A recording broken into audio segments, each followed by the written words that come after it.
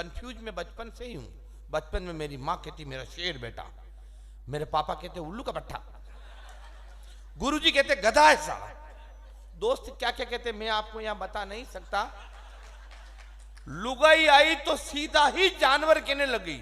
अब मैं कंफ्यूज हो गया, यार मैं मनक हूं कि ढांडा हूं, जानवर हूं या इंसान हूं। मैं दीपक भैया के पास गया, मैं कहा भाई साहब आप बताओ मैं जानवर हूं या इंसान हूं।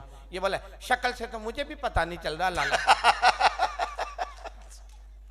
ये मुझे डॉक्टर साहब के पास ले गए, वहां पर लिखा हुआ था ऑलरेडी पशु चिकित्सालय। समझ तो मैं वहीं गया, फिर भी मैं अंदर गया। मैंने अंदर जाके डॉक्टर साहब से बोला आप बताओ। वो बोले जांच करनी पड़ेगी। सिरिंज में ब्लड निकाला, परखनल में डाला, मुझे परखनली पकड़ा दी। वो बोले परखनली पकड़ा दी, बोले सैंपल पड़े हुए रख दो। मैंने सैंपलों के बीच में सैंपल रख दिया। आधे घंटे बाद बोले सैंपल उठा के ला।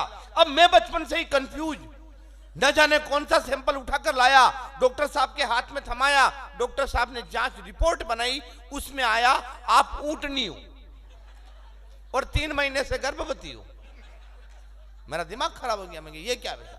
मैं फिर योगेंद्र जी के पास गया। मैं योगेंद्र जी आप बताओ। ये बोलो किसी अच्छे पंडित को दिखाते। मैं पंडित जी के पास गया, पंडित जी ने कहा कुंडली ला।